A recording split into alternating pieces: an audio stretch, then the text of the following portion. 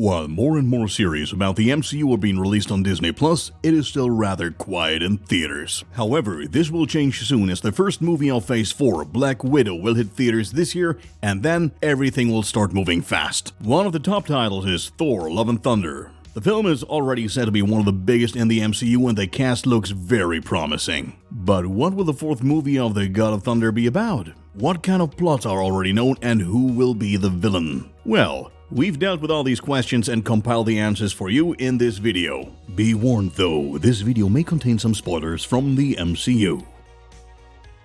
The film will take place in the midst of Phase 4 and will most likely be released in US theaters on May 6, 2022. Chronologically, it can be placed between Doctor Strange in the Multiverse of Madness and Black Panther: Wakanda Forever. The events will of course take place after Endgame, although it will certainly be interesting to see whether they occur prior to Guardians of the Galaxy Volume 3 or after. As we saw at the end of Avengers Endgame, Thor sets out on a journey with the Guardians of the Galaxy in order to protect the universe. In the process, the first teasing between Star-Lord and himself occurs regarding the Captain's question. Since the Guardians will definitely play a role in Thor 4, it remains exciting to see as to when the movie will be set.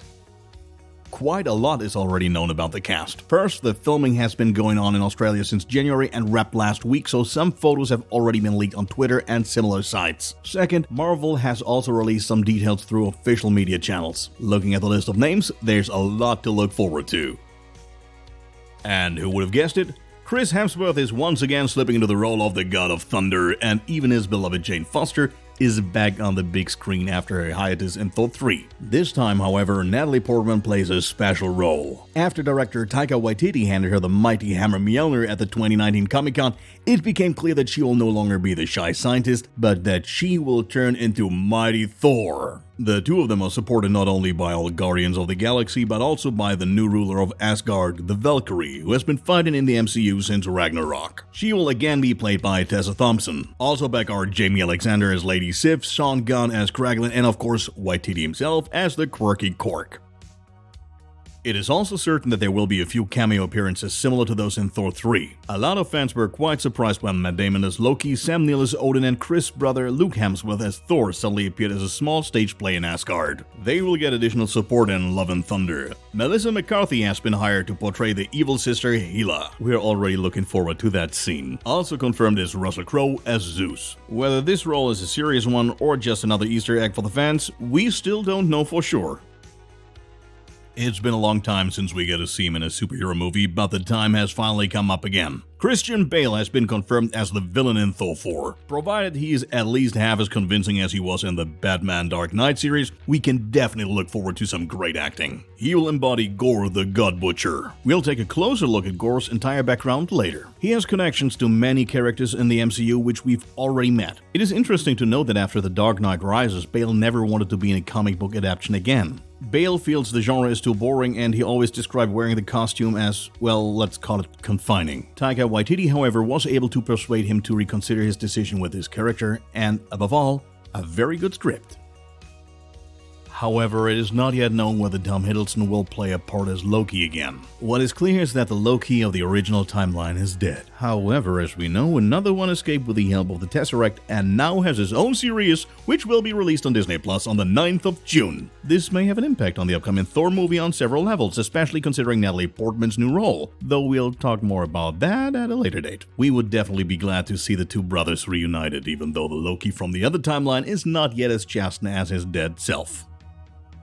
The mighty Thor line will play an important and big role in the upcoming film. In it, Jane Foster develops breast cancer and proves herself worthy of carrying the hammer Mjolnir based on her deeds. It is believed that she gets cancer because of her contact with the ether. The more she uses her newly acquired powers, the worse the tumor inside her becomes. Waititi thinks that this is a very interesting approach in the comics, but he hasn't yet confirmed that he will do it that way in the movie too. But how does she obtain the hammer in the first place? The Mjolnir, which we saw in Endgame, was eventually returned to its timeline by Cap. There are two theories about this. The first would link up with the Loki series. In this one, Loki works for the Time Variance Authority and has to fix errors in the timelines. However, we know far too well that he often pursues his very own goals. So it would be conceivable that he comes in contact with the initial timeline and brings back the powerful weapon from another timeline into this one. The second theory would be that we're not dealing with the Jane Foster from the old movies at all, but that she also enters the main line from a different one. However, in that case, she would only do that after she has turned into Mighty Thor. Also an important element in the movie is said to be the love stories. Sure, the first thing that comes to mind is the romance between Thor and Jane, but there are a growing number of people saying that the fierce Valkyrie embodied by Tessa Thompson will finally find her love. Even though her sexuality hasn't been detailed to this point, we do know that she's one of the first LGBTQ characters in the MCU. Oh, by the way, the first homosexual character in the MCU will be in the movie Eternals. But now, let's talk about the villain Gorr the God Butcher. He was first introduced in the comics in 2013 and has been one of Thor's most dangerous enemies ever since.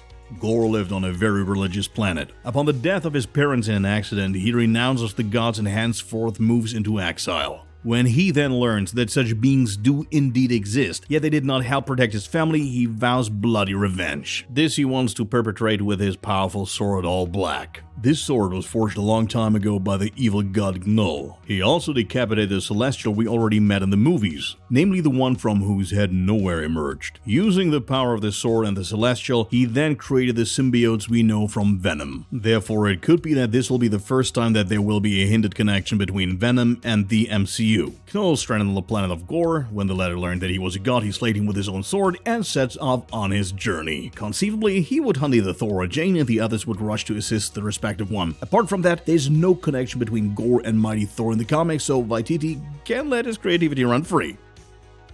As has often been mentioned, Taika Waititi is once again scriptwriter, director, and actor all in one. Thus, he has also achieved great success on the latest part of Thor Ragnarok and made it the most successful movie of the series to date. After production had to be postponed time and time again due to the ongoing crisis, filming started on January 26, 2021 at Fox Studios Australia in Sydney under the working title The Big Salad. The most exciting aspect is the camera technology used to shoot the new film. It is based on stagecraft technology which was already used in the Disney series The Mandalorian. Instead of standing in front of a green screen, the actors stand in front of LED video walls that display the setting. On the one hand, this has the advantage that shooting no longer has to take place in many different locations around the world, but instead small camera teams take images in advance. In addition, the actors can see their surroundings differently than with a green screen and thus better anticipate their role. Taika Waititi and Chris Hemsworth also joked around a bit and posted their first official poster for the film, which shows, well, only them. On social media, Hemsworth added that the budget for the Thor Love and Thunder poster was calculated really tight,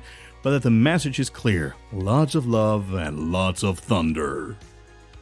To conclude this video, we have gathered a few fun facts about the production and the actors. For example, with his fourth movie, Thor is now the only MCU character to have so many standalone movies to his name. The cast includes 5 Oscar winners, namely Christian Bale, Matt Damon, Natalie Portman, Taika Waititi, and Russell Crowe. Including Bale and Crowe, 3 actors have already moved from DC to Marvel after Michael Keaton. It will be the 29th film in the Marvel Cinematic Universe. Chris Hemsworth, who's playing the role of Thor for the 8th time, achieved his largest physique to date for this movie, weighing 105 kilos. He had to eat 8 times a day just to maintain the weight he gained.